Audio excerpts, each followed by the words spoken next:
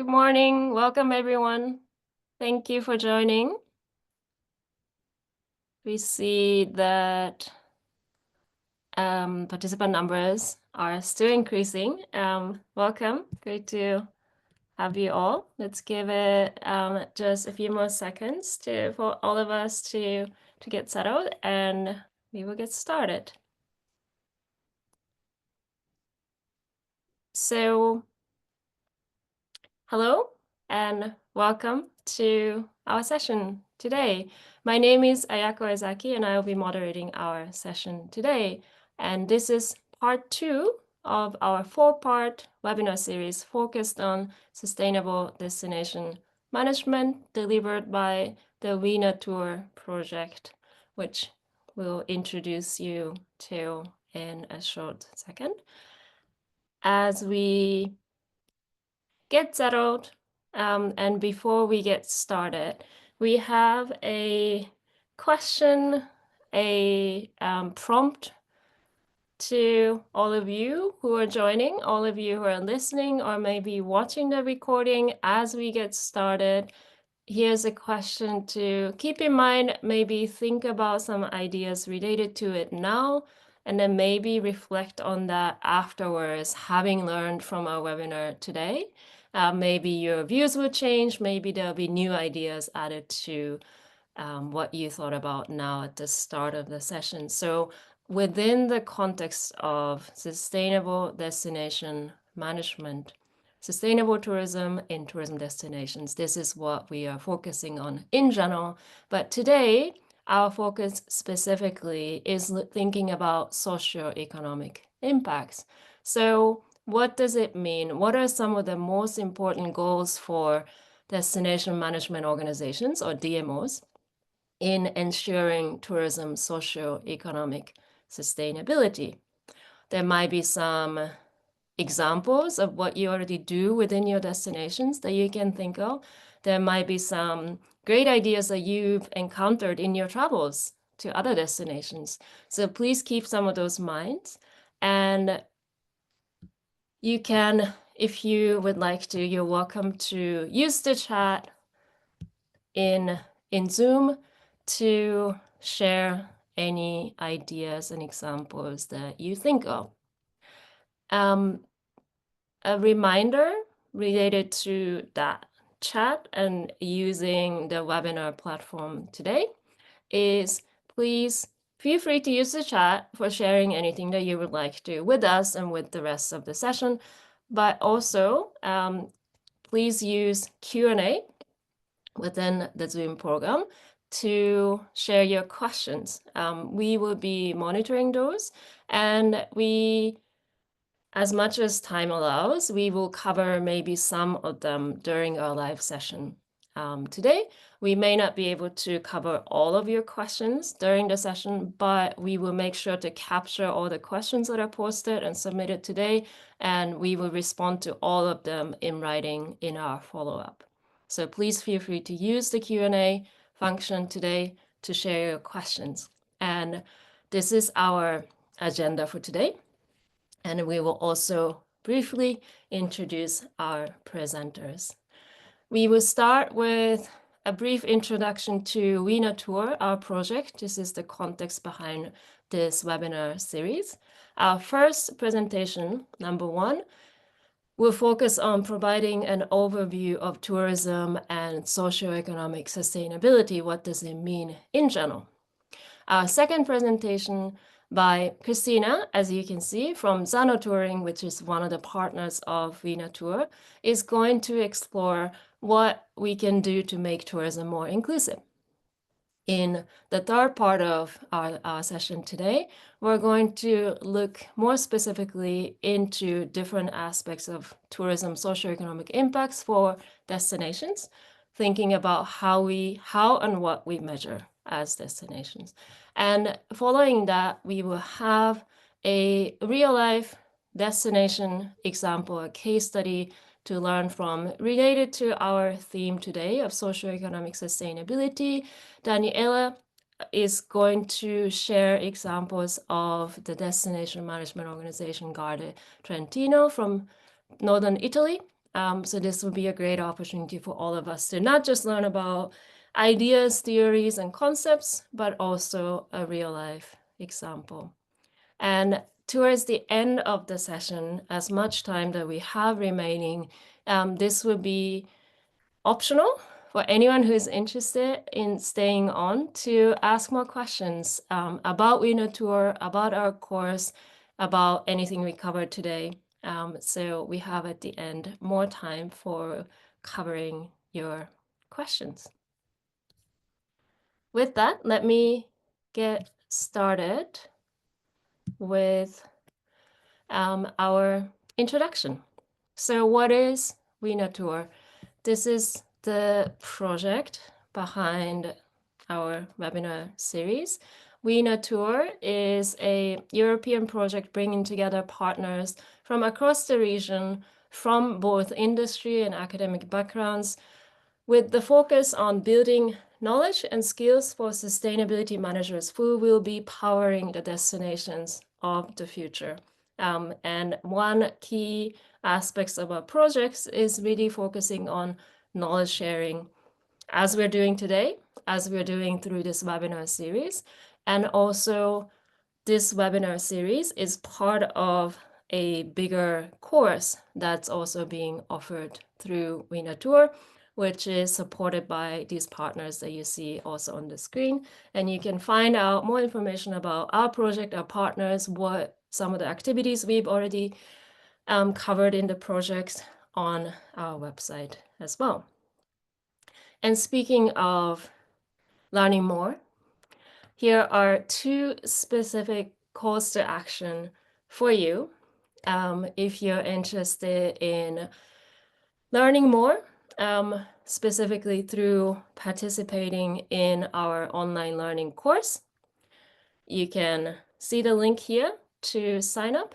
If you are also interested in being part of the network, being part of the WeNaTour Alliance, you can find a link to join us as a member.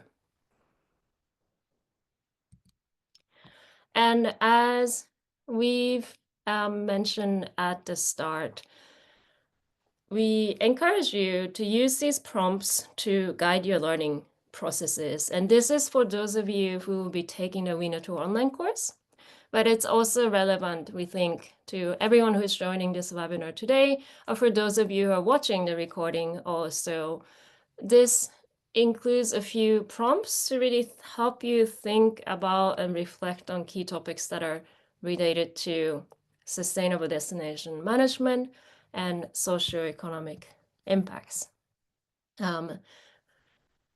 Starting with the first question that we shared, what are some of the most important goals for a destination management organization in ensuring tourism's socioeconomic sustainability? And we will be providing some ideas and insights and examples related to these. And our hope is that by the end of our session today, or if you are diving deeper and learning more through our course, by the end of the course, you will have more detailed, more robust, more expansive answers to these questions from your own perspectives. Before we move to the first presentation, I have a question for our panel. So Cristina and Daniele, and I forgot to mention, apologies at the start. Today, unfortunately, one of our presenters from our also WeNaTour partner Etifor, Serena, who you saw in the agenda and the program, is sick and unable to join us. But in her place, we have Alessia also representing Etifor. So Alessia also here with us. Thank you for joining. So to all of you, here's a question to really get started with our session, our topic, and thinking about socio-economic impacts. So when we talk about and think about sustainability, we often use some variation of people, planet, profit, or similar to the SDGs framework, a planet, people, prosperity, peace, and partnership. Maybe sometimes another aspect that's mentioned is purpose. So in whatever areas that you might think of, what do you think? Here's a question for you, to the panel, and also to our audience. What do you think is the most important benefit that tourism brings to local communities? What comes to mind when you think about tourism's benefits? Anyone? Alicia, Daniele, Cristina, anyone who would like to share? I could start. Yes. Good morning, everyone. So what comes to mind is maybe more of a subtle reason, but it's what I'm more engaged with at the moment with my work. So I think one of the benefits is the relational value that tourism creates in the stakeholders that work at this, that are at destination. Because if tourism is done well, if it's done with a mindset that sees tourism as a shared value of the community, then stakeholders are prone to, collaborate, engage, share vision, share values. So I think it's the SDG 17, the partnerships aspect. So tourism creating new relational value at the destination for the good of the community itself. Thank you. I will add, hello, I'm Cristina, nice to meet you all.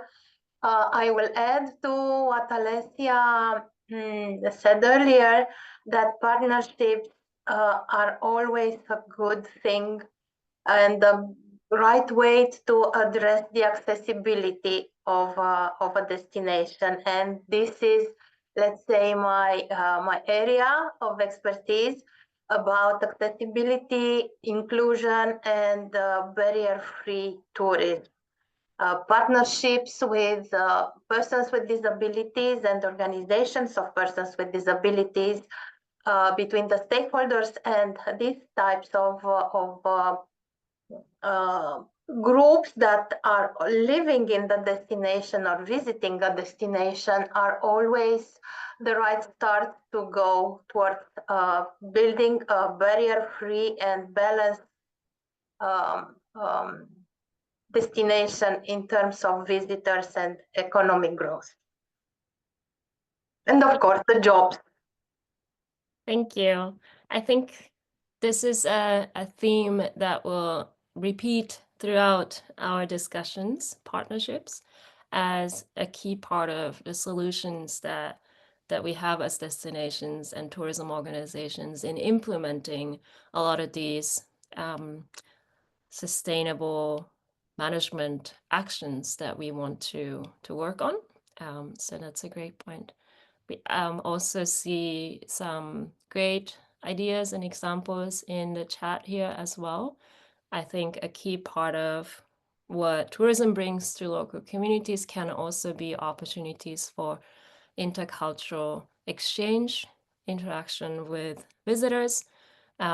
We think of visitors benefiting from being able to interact with local residents, community members, people and places and cultures that they experience, but also I think that would be a really important goal for those of us who are creating tourism experiences and managing destinations and marketing products to create those opportunities that are also beneficial to host community members so that the exchange is really also beneficial both ways. The gain, I think, socially and economically for local communities, another point.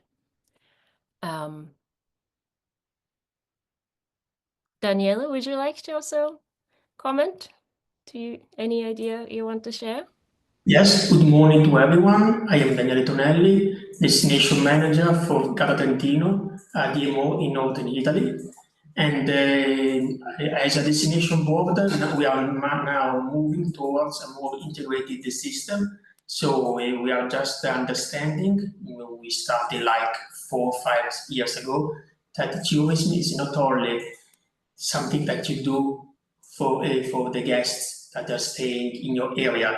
Is something more, something wider that also connect all the guests with the local administration, with the local people, and also with the local workers. So for us, it's very important to work jointly together with all of these people together.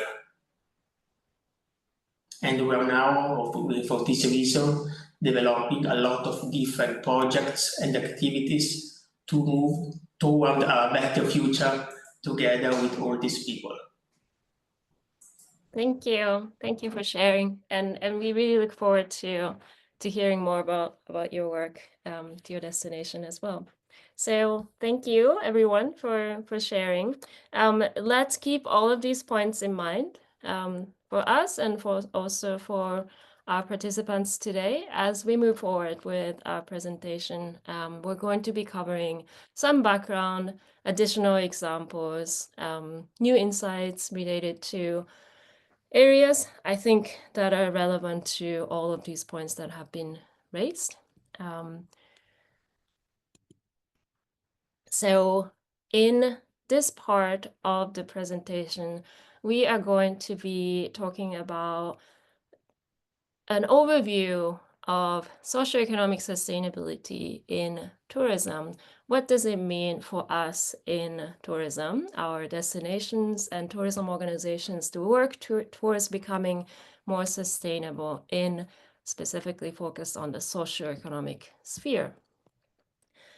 I will introduce myself now as the presenter for this part. Again, my name is Ayako Ezaki. I represent TrainingAid, which is an organization that focuses on training, as the name suggests, in sustainable tourism. And this is something that I've been really passionate about and fortunate to be able to focus on through my professional career. I believe that learning can be fun, and the most important and meaning ways that we can participate in and benefit from learning opportunities is through human-to-human shared experiences. And that's why I find forums like this really important, that we come in contact with each other and learn from each other. And my aim is really to be able to facilitate these opportunities, not just share knowledge and information, but also facilitate opportunities for collaboration, which I think is also not just in learning, in general, in sustainable tourism, very important for us to aim. Here are some of the examples of work that we've been involved in terms of consulting and development and training in sustainable tourism. Obviously, WeNaTour is one of those projects that we are supporting, and I'm really happy to be part of this great network. In this presentation, we will be talking about, again, socioeconomic sustainability, thinking about maybe the context that a lot of us are familiar with. What happens when tourism is not effectively managed? What happens when a destination is lacking sustainable management? What are some of the negative consequences in terms of socioeconomic impacts of tourism? And thinking about those, what can we do to really understand what's happening? And we need to get started on measuring in order for us to be able to address those challenges. And then also thinking about what can success look like for tourism destinations and organizations. As mentioned, we hope that you will learn through this presentation and through the course about socioeconomic sustainability for tourism organizations, and for you to be able to articulate in your own words, what are some of the most important goals that we should consider as DMOs, destination management organizations, in ensuring socioeconomic sustainability?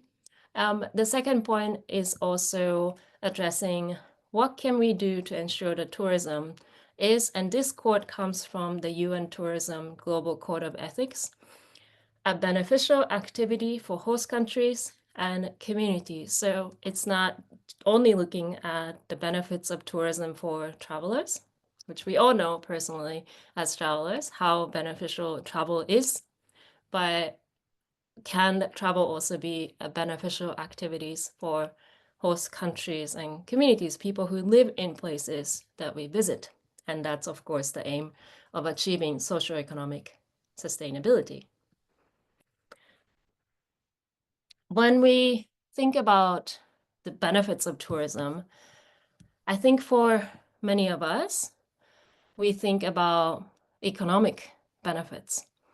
And this comes from a report by WTTC that looks at the economic impacts in terms of direct, indirect, and induced impacts that tourism has. Looking at from all the way at the top, from direct purchases to indirect benefits to supporting livelihood through those indirect benefits, and also an extended benefits to local economies. So when, for example, a traveler books a hotel room, that direct purchase is contributing to, of course, that hotel business itself, but also indirectly the suppliers and business partners that the hotel works with. And that's the second part.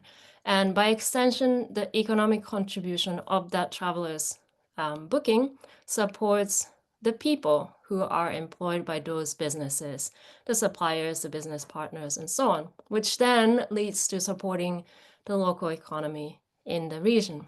So this shows the significance of economic contribution of tourism, which I think we can all relate to. But it also shows that tourism, because of the nature of interconnected nature of tourism, it's important to note that tourism impacts and is impacted by a wide range of industry and economic activities, so that we don't exist in silo of our own. We are connected to and therefore depend on other industry sectors as well.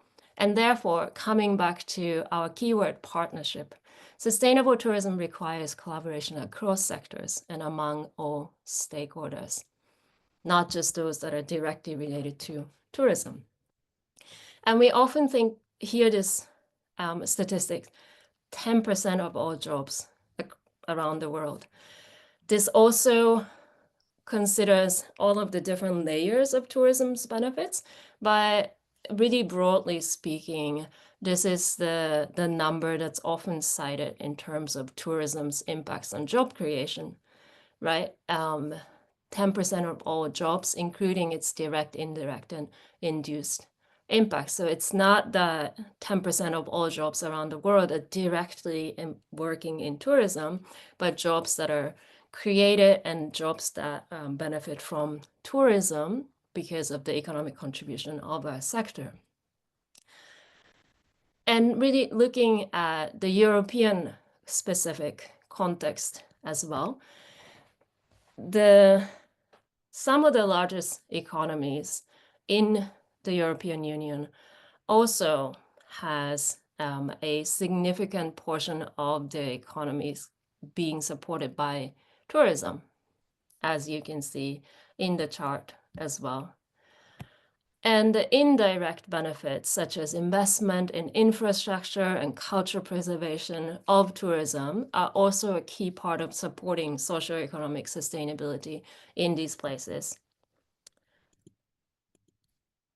And maybe not so direct, but important also benefits of tourism that we can consider in the European context is creating and supporting global connectivity of our region. So visitors from around the world coming to see our places and connecting with Europe as well as millions of tourists, not just coming to Europe, but within this next point, within Europe, connecting with each other, which is an important part of enforcing and supporting a common European identity, which I think we can all relate to and support as an important aim of our economic union.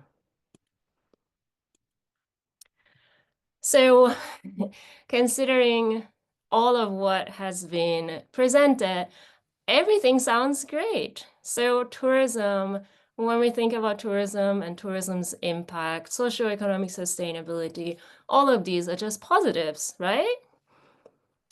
I think the reason that we have this discussion to begin with is that we know that's not the case. In reality, when we think of tourism, socioeconomic impacts, we know in our experiences, we see this in the news as well, not everything is always positive, but we know that there's potential for things to be much more positive and beneficial. So that's where we want to come in as destinations. We want to come in as tourism organizations to improve our impacts so that we are creating more benefits. We're being more positive, contributing in a positive way to local communities and destinations. I would like to introduce this framework, Future of Tourism Guiding Principles, for those of you who may not be aware of. The Future of Tourism Coalition is a group of nonprofit organizations focused on sustainable and responsible travel that have come together to create a set of guiding principles that really are relevant to destination management and stewardship, as we are learning about. And one of the first, or the first principle is see the whole picture, which I think is a really good way of reflecting on tourism socioeconomic impacts as we are looking at now. So this guiding principle invites us to ask these important questions. Where does money from tourism end up? What kind of tourists are arriving? What are the hidden costs to the local communities and the natural habitats? And who makes decisions within that destination and ultimately defines success? So as mentioned earlier, what can success really look like when we make tourism in terms of socioeconomic impacts more sustainable? And who dictates that? How the destination will address and define success. Who has more influence in really making that decision or defining that success. And these are some of the examples that are related to all of these questions in terms of the negative consequences of what can happen when tourism in destinations are not well managed. Economic leakage. So the question was, where does money from tourism end up? We know that when destinations and communities have opportunities to earn income from tourism, that is a positive thing. That's an opportunity to support local businesses, create local employment, and strengthen local economies. But when there are leakages, so those tourism incomes generated from tourism, a big portion or a certain portion of it leaving that community or the country. And that is one of the challenges that we have when we think about tourism's socioeconomic impacts, because we define a key part of the benefits that tourism has, the potential that tourism has, as the economic benefits that it brings to communities. But when not all of those benefits are reaching or getting to the communities themselves, then we cannot claim all of those benefits in terms of economic impacts as tourism sector as well. Mismatched expectations. So another question that we had from the Future of Tourism principle was, what kind of tourists are arriving in our destinations? We often see and hear about and maybe ourselves experience misbehaving, or people that come as tourists to a community that may not behave in a way that is desired by the local community members.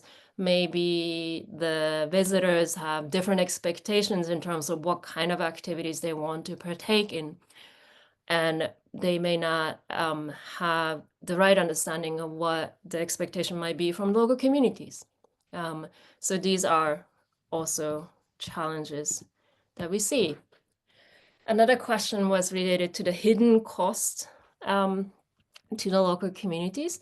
So there are ways that tourism activities can be burden on local systems, whether that's infrastructure and services, as well as, of course, the natural resources that visitors themselves or even businesses themselves may not necessarily directly see, and therefore the hidden costs. But tourism activities, our businesses depend on the local infrastructure and services in order for us to be able to offer tourism activities and host visitors. So it's important that we consider not just the visible impacts, but also some of the extended impacts that we may have, including the negative ones on local communities and local systems. Another question important to consider was who makes decisions within that destination and ultimately defines success. So what can success look like for tourism, and how do we decide, how we discuss, how do we consider the question about what success looks like for sustainable tourism in a destination? When that vision is created in a way that is not inclusive, it can become a profit-driven, short-sighted action that would lead to destination policies that don't align with the local community's needs and desires. So I think we can all relate it to a lot of these challenges that we have in our communities and destinations within Europe, around the world as well. And we are mostly aware, I think many of us, that it's important to address these challenges, and it's important for us to manage tourism well, and specifically socioeconomic impacts. So what's preventing us from doing so? And these are some of the challenges that we hear often from tourism stakeholders. Social impact is complex to understand. Measuring is hard. Businesses don't have capacity to invest in activities that are related to capturing data, measuring, following up, and so on. And these are, of course, valid. These are important challenges to acknowledge, but these don't necessarily need to mean that it's impossible to get started. So I wanted to share a couple of great examples. This is business examples that have made it possible to really focus on socioeconomic impacts, measure, and talk about these impacts. The first example is ASI, or ASI Reisen, based in Austria, that operates globally. Adventure and nature and community activities that visitors can participate in many different parts of the world, with a strong focus on creating local value added. And the method that they have created, and importantly, not just measure, but also used to transparently communicate about impacts. So every customer on the website can see before they book what the economic impacts of each trip can look like. And this is for the, as you can see on the bottom, the ASI original tours. These are the ones that the organization directly organizes and manages. Looking at money invested in local organizations as a measure of benefits to local economies. So this is the indicators that they're using to measure their local value added. And they publish the percentage of the trip price that goes to local partners, fixed margin, taxes, international services, and operational costs. Again, really transparently communicating and then in a direct way communicating about what they're measuring and what they mean for visitors, for the guests. And here are some of the lessons that we can take from this example. Using solid data to understand the status quo, so where we are now, and importantly, use that understanding to set measurable and specific goals. Measuring impacts, importantly, also to understand, is not a one-time activity. It's an ongoing process of tracking, monitoring, and evaluating data. And a key part of this ongoing process is working with stakeholders. So again, an important solution to all of what we do is partnership and collaboration. Working with employees within the organization, working with guys on the ground, guests, and as well as local destination partners, and getting their feedback and insights into the measuring activities that they have, with the idea that you're not done measuring by doing it once. The process of doing so, you continue to improve over time. Here's another example, a similar one. Fairway is also a tour operator operating internationally, based in Berlin, looking at measuring impacts and using that to maximize local benefits. So they've invested in a process working together with stakeholders, including internal and external stakeholders, to set their KPIs and start with some examples from other organizations and refine it within their own context to set specific KPIs for their own context. And this they measure and also use to communicate about their work. For example, what are the percentage of small-scale local accommodation providers in a local area, or percentage of suppliers with sustainable management practices, or a number of locals directly involved in each trip. So these are some of the specific KPIs that they use in their work and measuring impacts. And also from this example, some lessons that we can learn from are, the first part, really importantly, we don't need to reinvent the wheel as each organization working on measuring socio-economic impacts.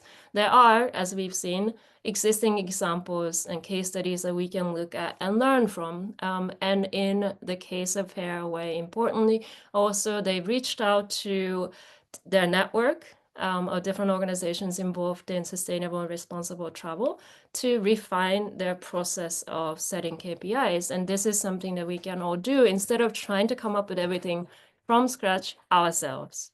So learn from others. And again, an important point, you don't need to have a perfect system to start with when you want to start measuring. Keep actively listening to feedback from your stakeholders and continuously improve your approach over time. I think this applies to everything that we do in sustainability. You don't need to be perfect to start with, but get started and set a process in place to continuously measure and improve what you do. And be transparent about what you are measuring and how you're measuring, instead of resorting to simplistic claims. And this is something, unfortunately, that we see often as well in organizations, just talking about vague social impacts, local benefits, and so on, just so that it looks good. This is similar to greenwashing, it's impact washing, and we shouldn't resort to vague and simplistic claims and buzzwords. We should be specific, we should be transparent, and we should be honest to ourselves and to our customers of what we are measuring and what does it mean. And these are great examples, These are amongst my favorite examples, specifically in this area. And ideally, all tourism businesses will commit to working on such processes. But we know that it's hard, as we mentioned earlier, especially for small businesses, to find the time, energy, and resources to do so. And that's where maybe destination leadership can come in. And so here are some of the ideas for destination organizations in facilitating this process, encouraging this process. Make it easier for businesses to get started on these journeys for them. So we know, and we already heard, and I think many of you can relate to this as well. It's hard to measure social impacts. It can be complex, and it can be time consuming, and therefore really difficult to get started on. But the solutions to tackling such a complex challenge is not to make it more complicated. We need, as destination organizations, we need to help by encouraging progress instead of seeking perfection. So again, make it as much as possible, make it easier for your businesses to get started on that process, and make it more attractive for businesses to optimize local benefits. And this is also the power and the influence the destination organizations can have, right, in terms of providing incentives, providing encouragements in helping businesses to see the benefits of really taking concrete actions on optimizing local benefits. So don't reinvent the wheel. Use established standards. This we will also discuss later on as well. Help them connect with each other, your businesses, your stakeholders, to learn from each other, and share tools and solutions with them to remove barriers to getting started. And as some examples of that last point, there are some tools available for those organizations that are getting started to use as a starting point, or use as a tool for them to really guide their processes. One example is the SDG Impact Assessment Tool, a free tool that you can use for the purpose of self-assessment, and how an activity, organization, or innovation, your process affect the sustainable development goals. And if, for example, and many destinations have this as well, if your destination has a sustainability strategy at the destination level that follows the SDGs as a framework, this, for example, this tool, because this is specific to the SDGs, would be a really useful and relevant way of engaging businesses within your destination that fits your framework, right? So you as a destination have a strategy that addresses these goals, and your businesses can follow this and in a way that aligns with the destination strategy. And here's a tourism-specific example. So some destinations have already a national or regional framework for sustainable tourism that you might already be following. And in that case, that standard or framework can be a really good way to use as a basis for measuring, right? But if not, and if you're seeking to get started with a really simple step, here's an example of a tool, also free to access for hotels. In this case, this can be a really great fit for those businesses that are getting started, and it offers sustainability self-assessment based on standards that are specifically addressing responsible tourism practices. This can be used, for example, as a starting point, gap analysis, identifying where improvement is needed. So as a hotel business, anyone can sign up and start the self-assessment against an established standard and sustainability, including socio-economic sustainability. So as we can see from these examples of businesses that are actively measuring, examples of what destinations can do to encourage socio-economic sustainability. These are the ideals that are presented by the UN Tourism's Global Code of Ethics for Tourism, as referenced earlier.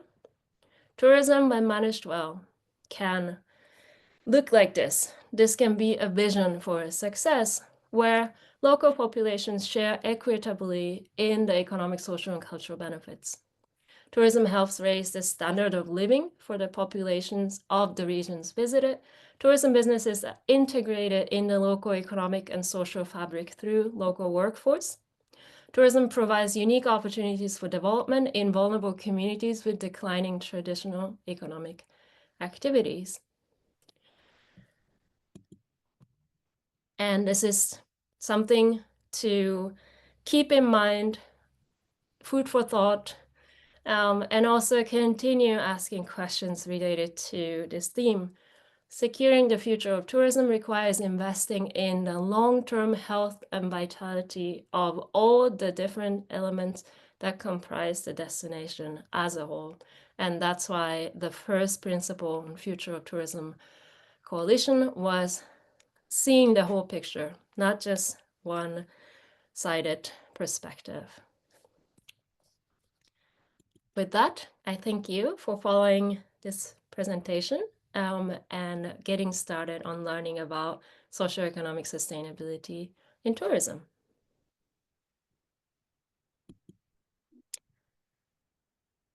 And speaking of all the elements of health and well-being of local communities and in our destination, here comes the next part of our program, where we will look into how we can make tourism more inclusive, which is a critical aspect of the people pillar of sustainability.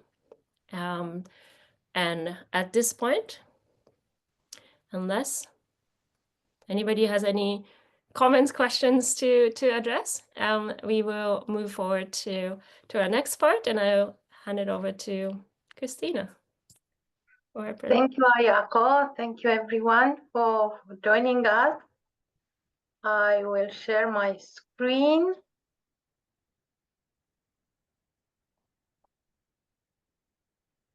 Hopefully it will.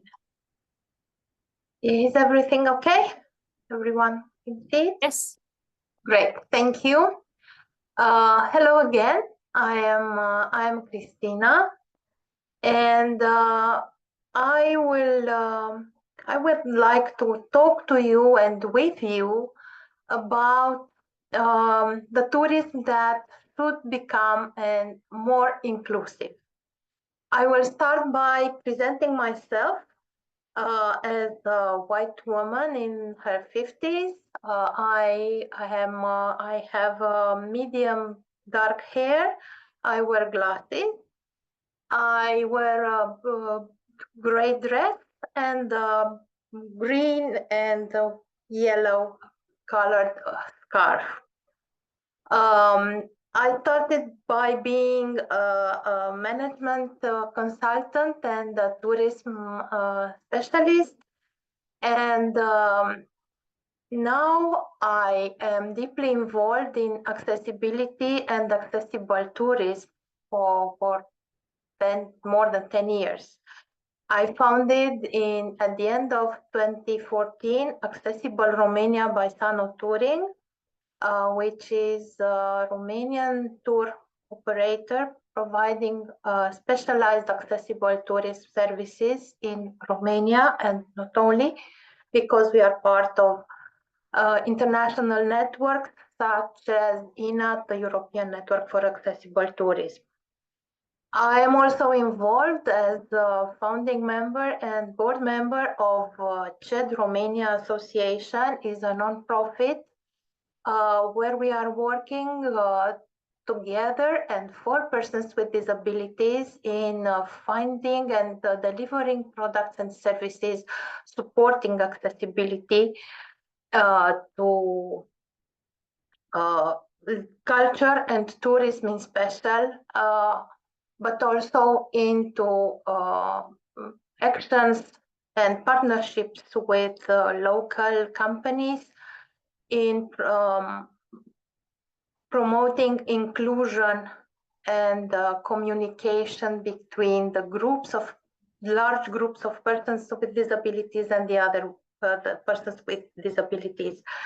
And last but not least, I am the national expert for Romania with the European Accessibility Resource Center, Accessible EU. It's an initiative of the European Commission that started in 2023, aiming to create a one-stop shop resource center in accessibility at European level. So going further, tourism can become more inclusive through accessible tourism. Accessible tourism is about making it easy for everyone to enjoy tourism experiences, regardless their abilities, background, or circumstance. And accessible tourism does not address only persons with disabilities, which are natural part of the human experience, but they also address older people, people with children, or people with any type of special needs other than disability. So disabilities, I will start by saying that disabilities are a very broad, cover a very broad area of special needs. It may be physical, and we are talking about mobility, physical capacity, or dexterity. We talk about visual disabilities. It's about blindness or low vision or color blindness or night blindness. We are talking about hearing disabilities. It's deafness of hard of hearing or tinnitus. We are also speaking about cognitive disabilities, learning disabilities, or disorders from the autism spectrum, or Down syndrome, or ADHD. But we are also speaking about invisible disabilities, which are a very large part of our day-to-day life. It's about chronic pain. We can talk about cognitive differences or mental health conditions such as depression or anxiety disorders or bipolar disorders, schizophrenia, and so on. So accessible tourism, it's gathering these all special types of travelers and caters for each and every one of these very large, very broad spectrum of special needs. That's why when we talk about accessible tourism, we are actually talking about accessibility, which is a business opportunity for destinations and companies to embrace all visitors and enhance their revenues. Why accessibility? Because when we are talking about the travel chain, the tourist value chain, we are talking about all the steps every customer, every tourist is taking when they want to visit a destination. They want to get informed that they can do that by visiting the website or calling a travel agency or a hotel. They are actually organizing the trip. They gather all the information. They ask for a plane or any other transportation means to the respective destination. They get there. They have to stay in a hotel, visit places, cultural venues, and other natural parks or other types of attractions. They do want to have all types of activities, shoppings, excursions, and go back home. So in order to have the destination prepared to cater for such very different needs, travel experience should be designed with the accessibility and universal design principle in mind. And the point is to remove physical and sensory barriers and actually building bridges that allow everyone to be part of the travel experience. Why are we talking about this segment of the market? Because it's a growing demand for accessible travel, and statistics and demographics show it. Globally, there are 1.3 billion people that are already experiencing significant disabilities. By 2029, one in six of the population will be old, will have more than 60 years old, and travelers with disabilities are usually accompanied by 2 or 3 other persons, which are their carers or family members. Equally, it is a business opportunity because of the growth and because of the specific profile. And again, for Europe, it is projected to have an increase of almost 90 billion euros annually coming from this specific market.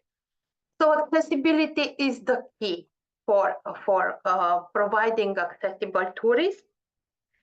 And here are a few examples of how a destination can be accessible or not. I will give the first example I'm showing you. It's the Castle Bran, but everyone knows it by Dracula's Castle. It's because of it is an inaccessible place for wheelchair users. They only can enter in the yard and look around because it's impossible to make it accessible for wheelchair users and generally to create accessibility elements that allows the visiting. The second example is a bathroom, a hotel bathroom, that is also the shower allows the access of a wheelchair. The distance between the sink and the toilet will not allow a wheelchair user to walk into. Now, two positive examples that they are coming from Greece. The system Sea-Track, it's a generalized system to access the sea for wheelchair users to get into the sea. And here is the Acropolis Museum that has been recently added with an exterior elevator that allows them of visiting the ruins. So how destination can address accessibility and accessible tourism? First and foremost, and it's available for everyone involved in tourism and not only, is to partner with persons with disabilities and their organizations to share information. Nothing about us without us. It is actually not only a slogan for persons with disabilities, but it's also a way of doing business and making sure that their input is there and they are always consulted during the process. Of course, there are accessibility standards available, so there is support for destination to invest in infrastructure improvement, in technologies as well, in marketing, communication, in digital accessibility and web accessibility, but also to assist and support tourist businesses, because it is supposed that destinations have larger resources and they can have they can create structures that support businesses in all the process to becoming more accessible. And also train the staff. Training is the most important, one of the most important steps to be taken for this destination to be aware of disability, to be aware of accessibility and all the requirements and all the needs of persons with disabilities to be catered by a destination. And the same applies in general for tourist businesses at a smaller scale. Additionally, they can conduct accessibility audits together with persons with disabilities, with accessibility experts, to identify which are the accessibility elements available or that has to be improved in the built environment services, digital and web and communication. So this was my very, very brief introduction to accessible tourism. Thank you for your attention, and I'm looking forward to answering your questions. Thanks. Thank you so much, Cristina. We have a couple of really great questions, but I also noticed, I think I took a bit more time than planned for my first part of the presentation. Apologies, got really excited. But we will move forward with the program. The next part is going to be shorter, and then we will have Daniele's presentation. And whatever time that we have remaining, we will cover, attempt to cover the questions that we see in Q&A. So let me share, go back to my sharing my screen. Okay, so as you can see, we're here at this point. Our next point is looking at various aspects of sustainability and measuring socioeconomic impacts for tourism destinations. And as mentioned earlier, our plan, as you can see, was to have Serena, who is part of the Etifor team, to present this portion. Unfortunately, she has prepared this part, but today is unable to join us. So I would do my best to present this portion and share some of the things that we prepared for you related to this part. But I would like to ask Alicia, who is also from Etifor, to do this part, which Serena would have done, to introduce you to the work that Etifor does. Sure. So for those of you who do not know us already from last week's webinar, so we are Etifor. Etifor is a spin-off of the University of Padua. What does that mean? It means that we bring academic research and innovation into practice while working with public, private actors and civil society as well. So Etifor, as the name suggests, originated from the forestry department, the land, environment, agriculture and forestry department of the university.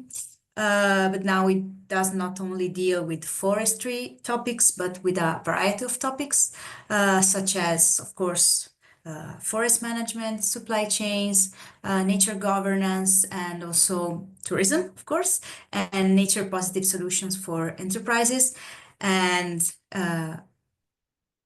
while we do our work, we put nature at the heart of decision making. So sustainability is at the core of everything we do. So you can move on. So tourism is just one of the several programs that I mentioned in Etifor. And as I said, as we are dedicated to environmental consultancy, we have an approach shaping our tourism approach as well. So we see tourism not just as an end in itself, but we see it as a tool for local development.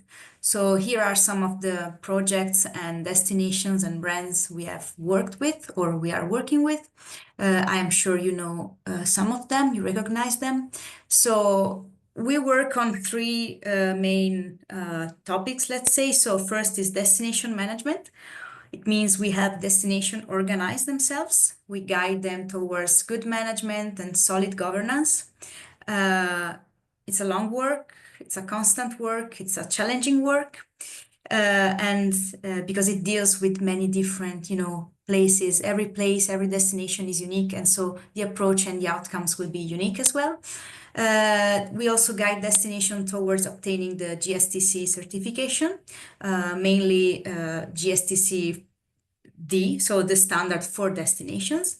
And we are also involved in some strategic development projects, as you see, WeNaTour or any other European or Italian or international level project, mostly on slow tourism product, innovation and nature-based solutions for tourism. I will hand it over to you.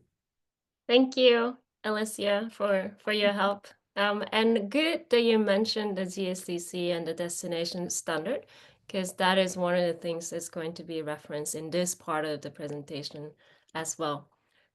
So in this next part, we are going to think about the socioeconomic impacts of tourism within the sustainable destination management context and look at these three areas: socioeconomic impacts and how do we measure, and also look at specific aspects of socioeconomic sustainability, workforce, and supply chain.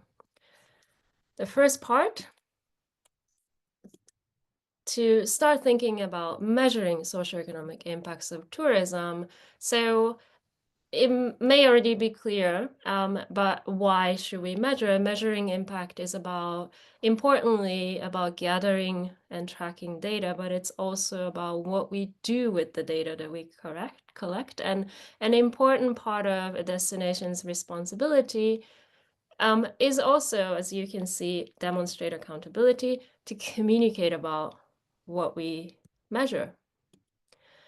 And to start understanding what we should be measuring when we talk about socioeconomic impacts, this is where, as mentioned earlier, things like existing standards are really important to reference.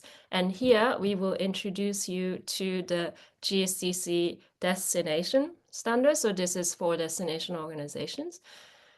The Global Sustainable Tourism Council, or the GSTC, is the organization that's responsible for establishing and managing what we call the global baseline standard for sustainability in travel and tourism. And one of the sets of the standards that are available from the GSTC is for destinations. So as Alicia earlier mentioned, the GSTC destination standard, GSTC-D, is here what we're referencing. And one section of this standard is looking at socioeconomic impacts under section B.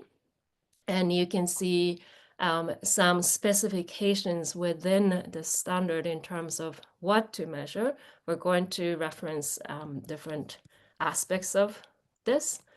Another example of what we can reference, an existing framework that we can reference, is the European Tourism Indicator System. This is obviously specific to the European context, and it's also a system that's created many years ago. And there have been many really useful and insightful discussions around the challenges of the system as well, specifically, especially in terms of practical application of the system. However, even if you're not in Europe, even if you find using the whole system to be challenging for your destination and specific context, this can be, for the purpose of understanding what to measure, and also importantly why, this can be a really good starting point. And these are some of the examples of indicators and that you can use to start understanding what to measure and why, and how to apply insights from data to inform actions. So the important part of measuring is that this helps you implement sustainable actions, right? So not just understanding how many visitors you're having, it's important that you gather data to follow and understand the seasonal patterns better. In addition to looking at a specific point in time, it may also be important for you and your destinations to really understand, for example, the number of day visitors and how that affects the perception of overcrowding in your destination. And an important way of really understanding the health of your tourism systems might be an average length of stay of your visitors. Also looking inward to economic contribution of tourism, what kind of groups of visitors is spending in what way, and how is that reaching different aspects of your local economies and percentage of tourism's economic contribution. So if you look at the overall economic performance of your community or country and how much of that comes from tourism, which is both a great thing if tourism contributes a lot to your economy, but it might also represent vulnerability in terms of your reliance and dependency on tourism. So it's important to understand not just the numbers that you see, but the context of what you're seeing in what you measure. So here are just a couple of examples of destinations that are putting some of these into practice. Innovation Norway, a national government agency that focuses on innovation and business development. They gather and report on important data to communicate about the importance of tourism in the local community, but also those that help tourism players make decisions around product development, marketing, and so on. So understanding what kind of visitors are coming, what kind of activities are they engaged in, and so on. Another example here is from Visit Scotland that shares detailed insights into tourism and visitation patterns in the Glasgow and the wider region. And really interesting to look at some of these, for example, repeat visitors. How much, what's the proportion of repeat visitors that you're receiving every year? Because that's a really good indicator of success, right? If people are repeatedly attracted to come to your region. And also looking at duration of visit, as mentioned, average length of stay can be a really good indicator of health of your tourism systems. And so really understanding what kind of spending patterns can we see in terms of the visitor groups that stay for shorter than 1 week, longer than 1 week, longer than 2 weeks. And that can be a really good way to help inform decisions by businesses on targeting in terms of product development and marketing. So in this next part, we're going to think about workforce sustainability, people behind what we do. And these are the most important aspects of what we offer, because the people who work in tourism are the reasons why tourism exists to start with. So decent work is the keyword that is often used in discussing these aspects of sustainability. And for this, we also have a standard to look to better understand what decent work is for destinations and what does it mean for destination organizations to aspire to create decent work and better working conditions within tourism. So let's look at some of these key terms and concepts as well. One of the most useful ways of using the GSDC standard is to look at the suggested sets of performance indicators that are associated with the standard. So for each of these points, for example, this is B2. Under B2, these are the suggested performance indicators that you can use. And this is a really important way for you as a destination applying the standard to make your goals relevant and by using concretely measurable indicators. So you need to be able to work on, for example, improving your efforts in decent work, but also to be able to measure what you're doing, right? So define your efforts in a measurable way.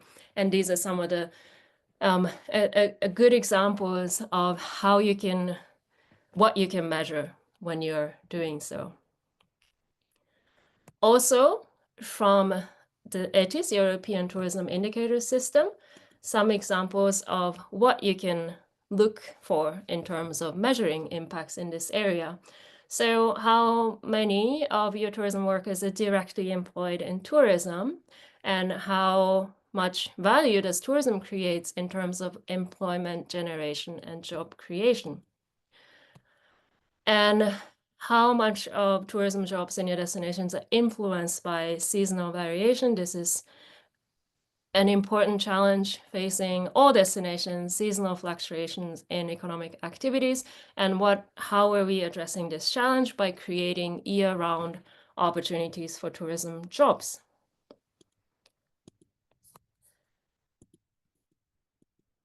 Okay.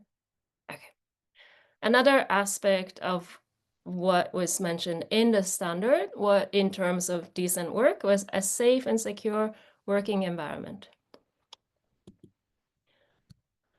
What can that look like? Again, let's look at what we can measure. How can we make our efforts in this area measurable? So here's a study as an example that was created based on a study that looked at informal sectors. So considering all of the informal sectors, how are we doing in tourism and hospitality, tourism and food services sector? And these are some of the things that can be measured.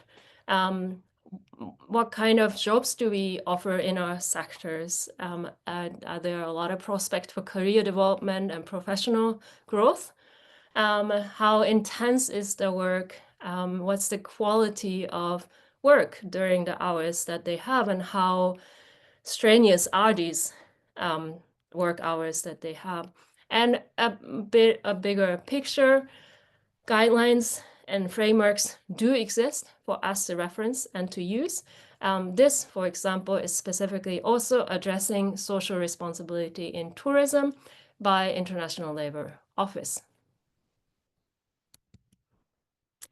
Another aspect also mentioned in the destination standard was a living wage for all. So what does living wage mean?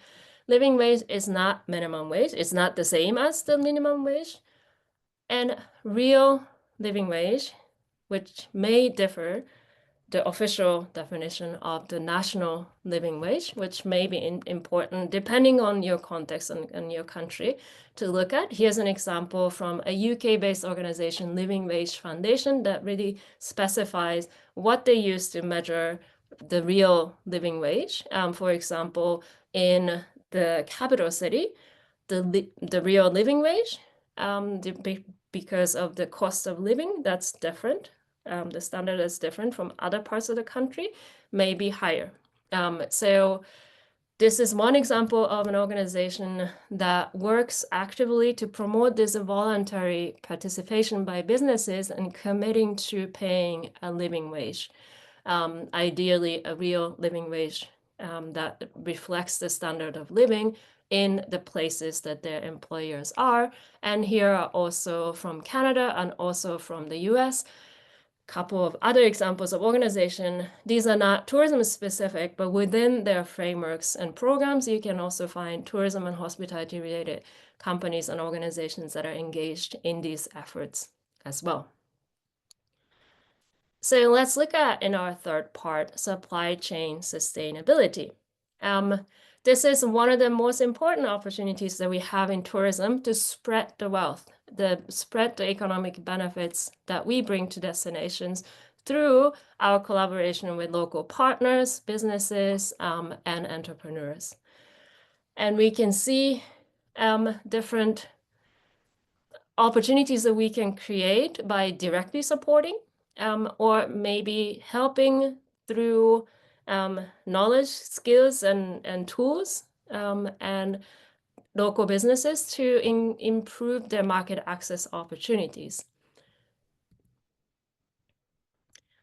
Again, referring to the future of tourism guiding principle number 5, this looks at demanding fair income distribution.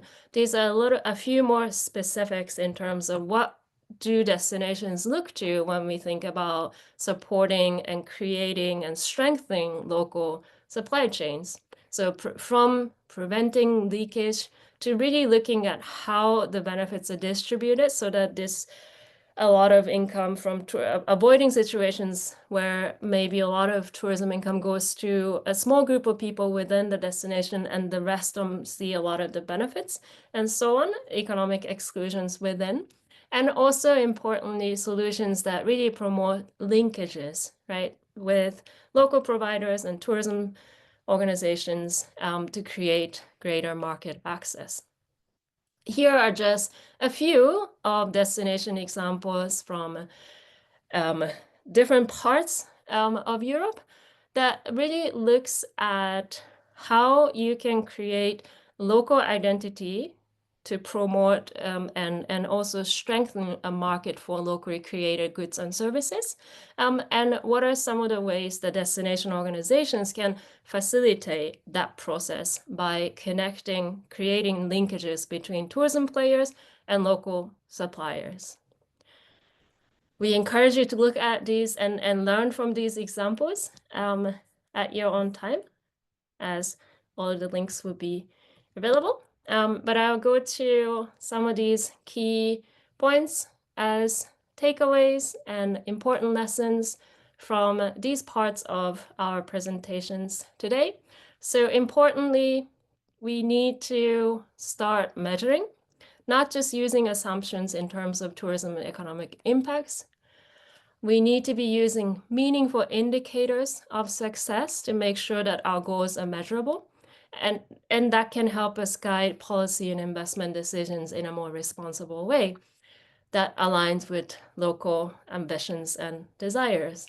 We need to consider workforce and supply chain sustainability as a key part of long-term sustainability of tourism in our destinations. And we should be using existing frameworks, such as those that mentioned in this presentation, for consistency and also for avoiding reinventing the wheels and making our work a little bit more efficient. And we can learn from real-life examples that measuring is possible. Yes, it's hard, but it is possible, and it's important that we get started because it can make a really important difference in what we do. So with that, thank you for listening. Thank you for paying attention. And we would like to, at this point, speaking of learning from real-life examples, we have the opportunity to do exactly that. So again, I would like to introduce everyone to Daniele Tonelli, who's here with us. Daniele is responsible for destination management and corporate communication for Garda Trentino. It's a destination organization in northern Italy. And today we have the opportunity to really hear about their work from the ground and learn from this real-life example. So thank you, Daniele, for being part of this session. And over to you. Thank you so much, Ayako, and of course, Cristina and Alessia, for all this inspiring information and presentation that you shared. So there are a lot of insights and topics that we are now working on it. And also, just last week, we worked together with Etifor because we did our audit for becoming a GSTC destination. So it was a really inspiring moment for us. So if you want, I can now share my presentation. So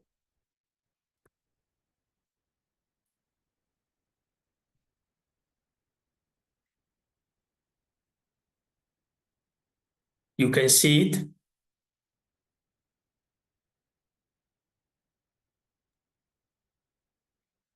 Yes. Perfect. So As a destination board, I'm representing Garda Trentino. Garda Trentino, the real number, the real name of the company is Garda Dolomiti Azienda per il Turismo SPA. And we are the DMO covering the northern part of Lake Garda. So in case just you don't know, Lake Garda is located in the upper part of Italy, in just a quite central position in the middle of Europe. We are quite lucky for this reason, because just you can reach all the major European city just in 5-6 hours hours of drive by car. For example, Munich is very near, Milan, Venezia, and some other places.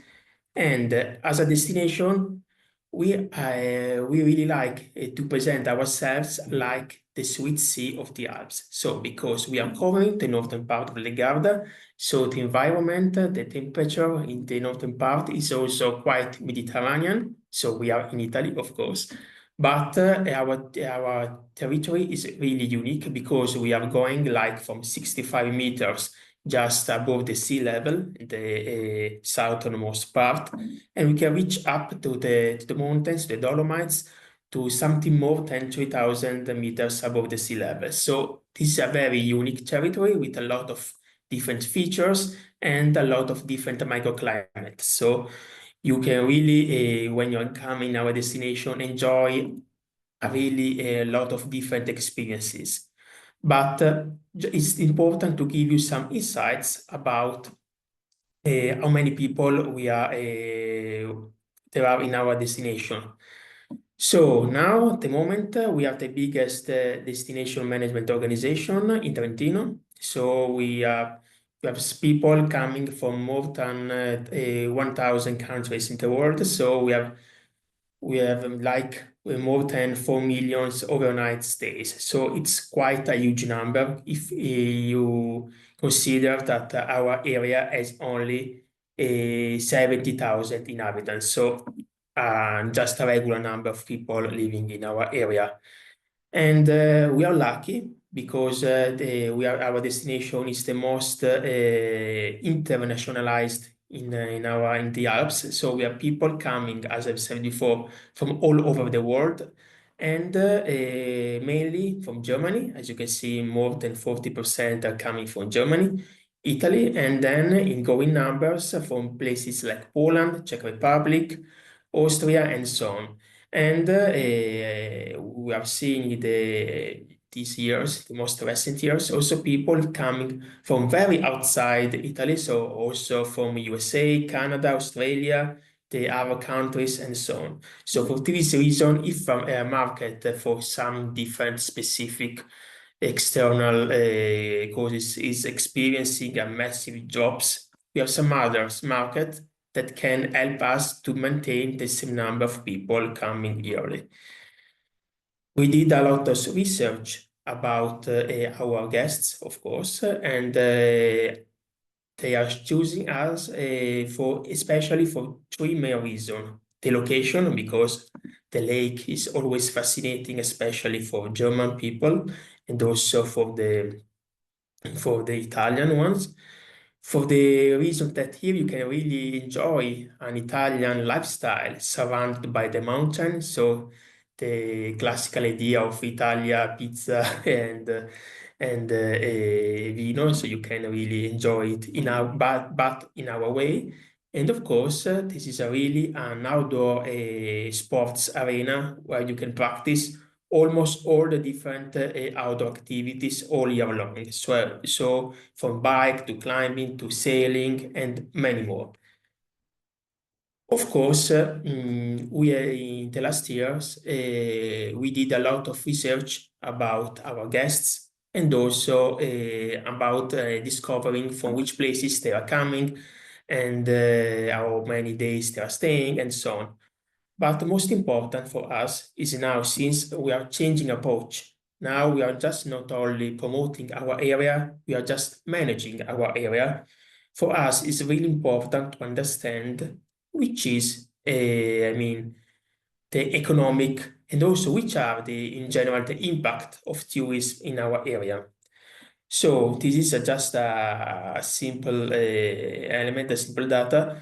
Now we are about, if we make a comparison in all over in our destination, we have almost 60 overnight stays for inhabitant. In some places, this number is more is higher, and so there are places who are kind of suffering a little bit of over tourism, and there are some other places who are just below this level.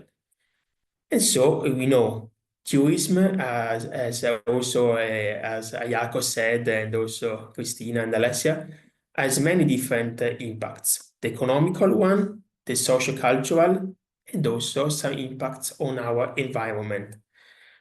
For this reason, since we cannot say that by ourselves, we have we have spoken together with the local university, Università di Trento, and TSM, that is Trentino School for Management, to do a specific research about the impact of tourism in our area.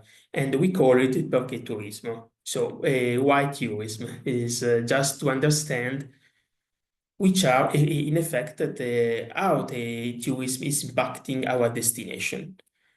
And so last year we worked very well together with the local administration, with some local and also local banks and the local associations, and also through some services that you can use online, like Benchmark and so on, to collect as many data as possible to understand this economic impact. As Ayako said, there are three different levels of impact: the direct impact, the indirect effect of tourism, and the induced effect. So just to make a simple, some example, the first one, the direct impact is, for example, when you are guests and you're coming to a restaurant and you're just spending money in this restaurant for your lunch or your dinner. Or if you're coming to a bike facility to hire a bike just for 2 hours. This is the direct effect. But of course, the restaurant has to pay someone to collect the food, to provide the meal. And also the store owner, for example, the bike store owner has to order some bikes that they can be used by the tourist. And this is the indirect effect. But of course, the restaurant, the supplier, and all these people involved, with all the money that they have gained from all these different, orders and so on, they are now giving money to the general community for their self-living. And these are the induced effect. And so together with the local, so all these data that we have collected, we have estimated, this is a quite low, quite low number, because we think that the number could be so much higher, that the direct impact of tourism in our area will be like 543 millions of euros. And this is based on estimated local business revenues and based on what we have discovered working like with softwares like Benchmark.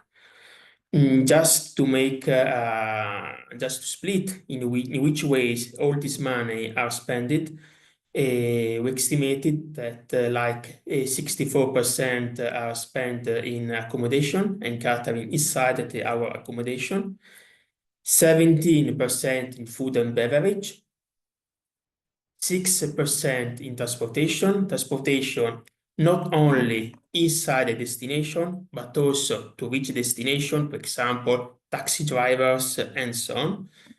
And also the last part, like 13% in other expenses, like clothing, outdoor activities, in just buying some other goods, or also experiences that you can really do in our area, and there are a lot of them. So now we have all the direct effect, but for us it was very important to show not only to our partners, we have now more than 900 partners who are economical partners, but also we have to show it to our people how it is how the tourism impact their lives. And so, together with the local University of Trento and also with TSM, Trentino School of Management, we activated this a statistical model. The input-output model is this model was created by Leontiev. It was a Russian economist, so it's quite complicated to explain. So you can simply put just to make it simple, some money in some the different section on it, and it can activate a lot of different features, and really it can estimate how much different sectors could be activated by tourism or by some other activities. And we discovered that with all the different, all the direct money that is put in our area, the activated production, so if we mix together the induced and the indirect effects, the activity production is quite high, so like almost 700 millions of euros.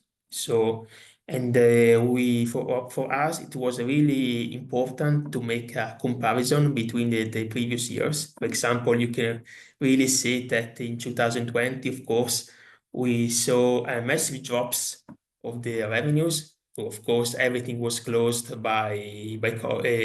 because of COVID.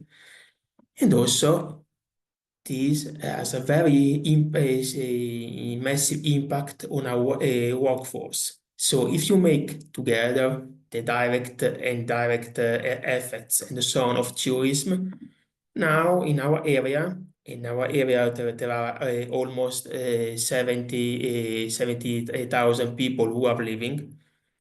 And we see that almost 6,000 of them are working in tourism or in economies that are directly activated by tourism. So if you are considering that some people are not working, or some people now are, are just above 65 years old, for example, this is a really huge contribution to our local economy and also to our local society.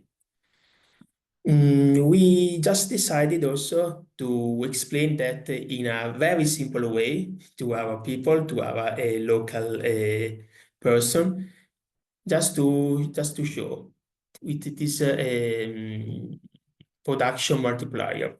So, for example, if a person is just spending €1 in our area, for example, to buy a gelato or something like that, the total activity production in our area is €1.24. So this is just an example of how the simple contribution of our people coming, our guests in our area, that they really affected all the different sectors of tourism and the local economies. Of course, last year we studied only the economic effects of tourism. Now we know that our destination has also some other effects that you can see, some economical effects, some social effects, as I said before, and also some cultural one. For this reason, now we are already working for the second, for the second stage of Turismo. And now we are focusing on social and cultural impact of that in our region. So we are already providing a lot of different surveys that we are going to promote to the local population, just to understand how they are feeling towards tourism in different parts of the year. So just to understand For example, okay, during the summer, my perception of tourism is good, not so good because of because the place is overcrowded, which is my perception in winter, and so on. So now we are starting on this second moment of our analysis. So this is just a very, very quick explanation of what we are doing.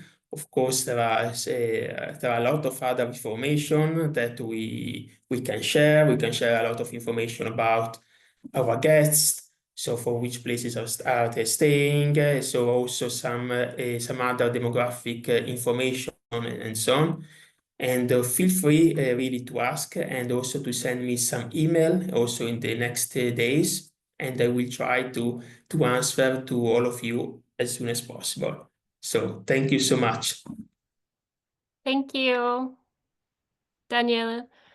We do have a follow-up question for you specifically, addressing your presentation explanation. So maybe we can address this. This is related to the percentage spread of the spend that you mentioned, and 6% are spent on transportation. Yeah.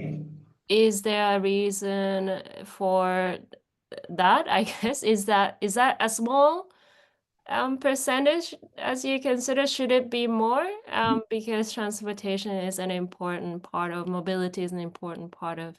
So I thought that was higher, my opinion, but is mainly considered the transportation in our area. The transportation usually the people is reaching us with their car. So at the moment there are only a few people who are just hiring some taxis from local providers to reach our destination. And so inside our destination, now we are really working on giving a strong infrastructure of local transportation. And so there are, if you are also, as a destination, we are promoting our special card for our guests called Garda Guest Card. And inside that specific card, if you are guests, you can really use the public transportation for free. This also could be could lower that number. And also here you can, many people are coming with their bikes already. Of course, you can hire bikes everywhere, but many they're coming with their products from home. Is that for the cards for public transportation? Is that for those that stay overnight? Yeah, so we are giving it to our local accommodation partners. So, and you have only to stay only one night. You can already receive that. So of course, many people, many different hotels and some other kind of accommodation, they understood how important is this card for their guests and are giving it massively. Some others, we are trying to educate them because it's a really huge value for the people. Also because you don't have only the normal public transportation, you have also some other services like discounts for example, also for Iron Bike, for cultural activities, museums, and so on. Very good. Yeah, definitely. And I think it's also makes their stay more convenient, Yeah. I guess, because you make things more accessible, and they don't need to worry about figuring things out themselves. How do we buy the ticket and so on? So I think that's a really good example as well. I wanted to ask also really, because you mentioned, for example, people who come with their own mountain bikes to do their outdoor sporting and so on. You mentioned the outdoor sport active visitor segment is an important part of your audience. And because in WeNaTour, one of the aspects that we focus a lot on is related to, I think, this segment, green or nature care or wellness and well-being. So people who are actively seeking sort of health-related benefits through being in nature, right? Is that something that you measure, or do you have sort of ways of tracking these visitors? Do you know about some of these visitors that are interested in health? So we are tracking it because also by our research, we know that almost 6% of people are coming here to do some outdoor activities. And of course, we did a lot of research just to understand which are the main outdoor activities that they are, practicing. For example, we noted bike in all the different aspects, and declination is a really huge one, the favorite one. But also we are very famous for hiking, because you can really hike from 65 meters to more than 3,000 meters above the sea level. And we have also some way to track also where they are going, what they are doing. So we are working on this information. Great, thank you. Thank you for Thank sharing. you Yeah, so it's much, really good Ayako. to hear an actual example within the destination's context of really understanding visitor segments, and that, I think, as we've discussed in different presentations, and understanding who comes to our destinations, what kind of patterns do they have, what kind of preferences, and really understanding them and being able to work with them. That's a really key insight that we can provide to our businesses to support their work. So thank you for that. Thank Here's a you. question also for you. Can you provide more information on how and from where you managed to collect the data regarding tourist expenses per segment? So we collected some data from not only from the hotels, and because we did also a lot of research to with some softwares like the before mentioned H benchmark, but also we collected data from a local association, for example, of Commercio, or some other, economical sectors, just we did a lot of mixing of these data, also to comparison and researches, just to make it sure that all the different economic sectors were very well represented and also connected. So also for us, was really important to collect some, very private data from the banks, of course, data that are not shareable to the general public, but we have worked on it. Thank you. Did you face difficulties in working with businesses in terms of gathering data? Not so much, because of course we collected data, from the local economic categories as a whole, and so there was no problem of reaching data from the Yep. very specific business company, and so everything was very well. Went very smoothly, and there were no problems at all. Also because everyone in our destination was really interested to understand which was the economical impact of tourism. So we worked with and we collaborated a lot of very well with almost all the different associations. So it was like a really general work that we did all together. Thank you. So coordination and again, I think collaboration with industry players and partners is a key part of this. I do see a couple of questions. I think some of this specifically addressing to you. But since we have 10 minutes to go, we're going to wrap up our session. Daniele, if you would like to or can, perhaps you could respond in writing in Q&A. If not, we will send you these and maybe you can help us address these by email. You can also send them by email, so I will try to give you an answer as soon as possible. Perfect. Thank you so much. I would like to wrap up this session by thinking about what's next and sharing with you a little bit of the offers that we have. There was a question earlier related to the course from somebody who has already signed up to the overall course offer of WeNaTour, which is great. Thank you for joining. So our first part of the course is going to start on April 28th. So if you have already pre-registered, you will receive an email with specific instructions on how to get started. If you haven't, you can go to the link that we shared earlier, WeNaTour.eu/learn to pre-sign up. And this is open now already.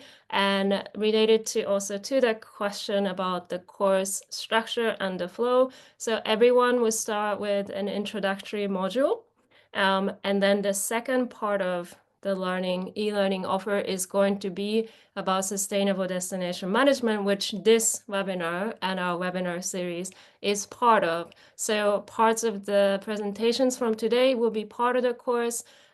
We will have 2 more webinars, as you can see in our series, that are corresponding to the modules topics, the 4 topics of sustainable destination management lessons. So these are available to anyone, whether you are enrolled in the course or not.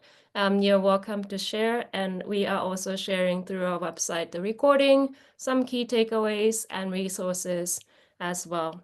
So sign up to the upcoming sessions in May, 1st and 7th, and the 12th is available. And you can sign up from our website, find the sign up links from our website as well. So thank you from all of us to everyone who's joined, everyone who's watching. And we will wrap up our main program of the webinar for now. And we'll use the remaining time that we have to address any of the remaining Q&A questions. And I think that maybe some of you have already provided answers in writing as well. Maybe let's go to one of the first questions that came in, which was about how destinations can address development and support solutions related to poverty and social inequality in local communities. This is to everyone. Would anybody like to share any comments, thoughts? So of course, working with all the local society. For this reason, also connected with our work that we are doing together with GSTC and Etifor. So we really rediscovered some aspects of our associations and some other people. And the most important thing is like to work jointly with your area. Also because tourism is not something that impacts all the people who are working in the tourism, or they have their own hotel accommodation, so on. It's impacting everyone. So you're really to work in a holistic way with all the people living in your area. Thank you. I think that's a really great and important point. When we are, I think, not just thinking about solutions, but when we are defining and identifying challenges and problems, we also need to be working with all the stakeholders, as you mentioned, so that we start with a good understanding, right, of the problem. So not just based on assumptions and perceptions, but based on a real understanding from stakeholder voices. And I will put this also, speaking of learning from examples, there's a great report by the Travel Foundation on creating equitable destinations with different mechanisms of how destinations can more equitably share benefits of tourism, as well as case studies. And I think these are really important because you can learn from other destinations that have faced different challenges and how they've worked on those challenges as well. Alicia, go ahead. I want to be a bit critical here, and since we are addressing many young people that would like to work in tourism and are now starting to work in tourism, I think that we as tourism people, we need to work more on that. I want to keep this as a reminder to us because tourism has done a lot of good, but it has also done a lot of bad. So we need to change mindset and really start working on issues of social justice, inequality, climate justice in tourism. And sometimes it's difficult because tourism is something that wants to bring, joy. So we keep to put these issues under the carpet, as we say in Italian. So that's like an invitation to all of us to work more and more on these complex issues that cannot have simple answers. So we need to look at the complexity of it. So that's a job we have to do. Yeah, exactly. And I think that's why when younger students and professionals that are engaged in learning more about destination management and those who are going to become future destination managers, I think need to be prepared with concrete skills on things like what we covered today, really understanding socioeconomic impacts, how we measure, how we collaborate with each other, and so on. And we do have a lot of great questions, so thank you. So for all of us in the session, Daniele specifically also, whenever you need to go, please do feel free to do so, maybe in a couple of minutes. But we will make sure to follow up, especially the questions that are addressed to you. So as long as you can stay, that'll be great. But our participants and panelists, if you need to go, you're all definitely welcome to do so. Cristina, we have a question. I think that would be perfect for you. It's also complex and big. So the question is, how can accessibility challenges be addressed faced by disabled tourists through infrastructure improvements and service adjustment? I think that's all of what you talked about, but would you like to share some more insights, comments, ideas? Yes. Both destinations and tourist venues should implement a very transparent information system online and in any other way in order to communicate very honestly which are the accessibility elements available for the respective tourist spot, let's say. If I can visit a website which is accessible and I can see there which are the accessible places I can visit or the accessible experience I can have access to, or which are the restaurants that have accessible toilets, for example, or provide QR menus in going to a PDF, an accessible PDF for a blind person to understand what the content, to understand, to have information about the local museum that has bribe, signalistic or 3D models and audio guides or sign language interpretation or quiet places. It's very important for me as a traveler because I'm doing my homework before actually getting there, and I have all the information. But what is very important from our experience of 10 years in accessible tourism as a tour operator, it's an honest and transparent information on the accessibility elements available.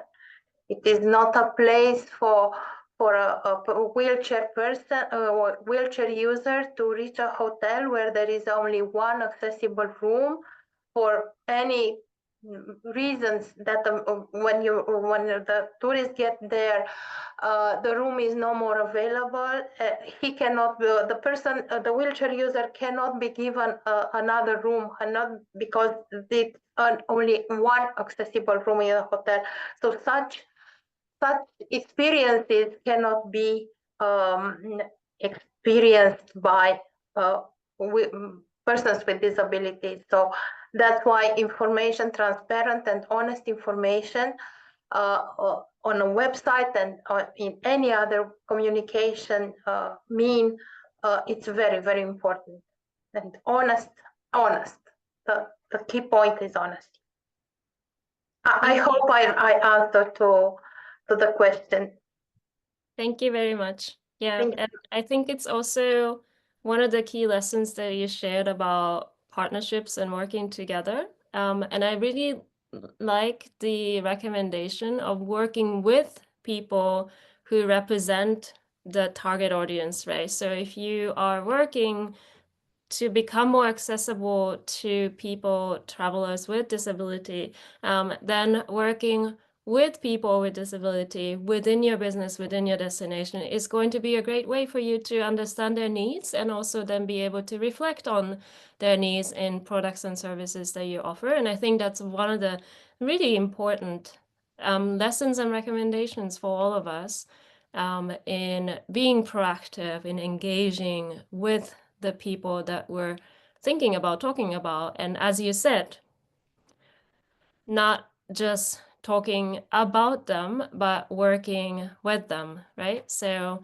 yeah, I think these are really great insights for us all to take.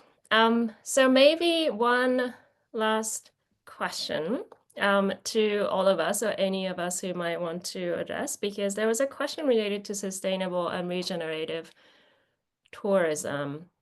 Do we make distinctions between these two? Have you considered how you work with these different concepts in your work? Would anybody like to address this? Sustainability, sustainable tourism in destinations, and regenerative tourism in your destination. Anyone? Cristina, would you like to? Yes, Please do. if I we have in maybe you know Romania has 2/3 of natural resources of Europe, so we exploit them either sapropelic mud, very salty mud, or mineral waters, which are not endless. So what the spa and medical recovery and medical rehabilitation facilities, especially at the Black Sea, that exploit the mud in the lake. There is a lake over there. It's called Tekirgyol. It produced mud. It is used in these facilities, wider spa or medical rehabilitation, and they all of these facilities have a specific installation, recovery filtering installation. So after the treatment is made, these installations separate the waters, and the mud that goes back in the lake to regenerate. It's a good example on how natural resources are used, and also return the circularity actually in the process. Thank you. Thank you for sharing the example. And we as a destination now, we are especially working on sensibilization just for our guests, just to make them sure how they should approach in a correct way to our all local natural, richness, and also, for example, how to use the water in a sustainable way. And for this, if you are speaking about water, those if you are speaking also about garbage in general, we have already a lot of projects for our guests. For example, we as a destination, we are providing our campings with a special kit where you can find some information about to collect the garbage properly, and also with some I don't know how to say that in English. Also the different pacchette, as you can say, di sacche di immondizia. The garbage bags. Yeah, the garbage bags already together with the brochure.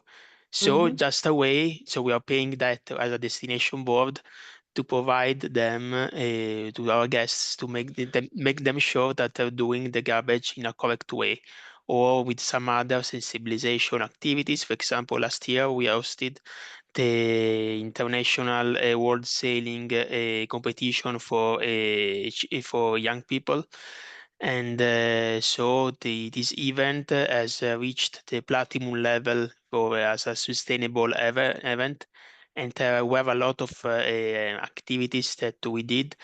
And also, for example, if you are speaking about water, we are simply pushing also all the different marinas that are locating all around the lake, always to wash the boats before putting them in the water. Because, for example, if you are coming from another place in Italy with your boat, maybe you have some not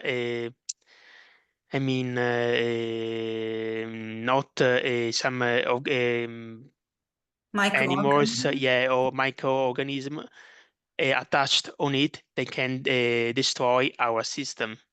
So we are really work a lot to try to prevent and maintain our area as much as we can.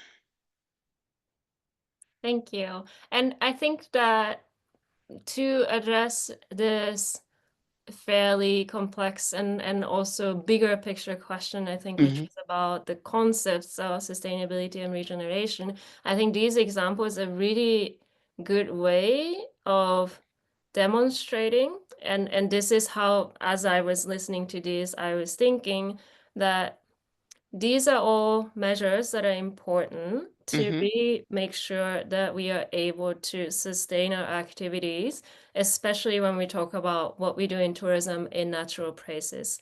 But these are, I think, key conditions that we need to be able to achieve our aims towards regeneration, which is then we're talking about making sure that we're not just not negatively affecting nature, but we are also positively regenerating and supporting and restoring nature. So really technically speaking, I think there is a difference, but there's a really important correlation between these two concepts. And what we're learning about in sustainability management, especially when we think about environmental management of tourism, those are necessary conditions and important steps that we need to take. And in this framework, there are a lot of, as we've shared, standards and indicators we can already use to measure what we're doing. And these are the things that we should be doing to set ourselves up for success in terms of aiming for regenerative, becoming more regenerative in our efforts. And I think that's a really nice way of describing this really complex question, but thank you for raising this interesting point. Thank you everyone also for a lot of really great topics raised in Q&A. The rest of what we weren't able to cover live today, we will, as mentioned, make sure to capture and follow up in writing. So please look out for our communication in follow-up.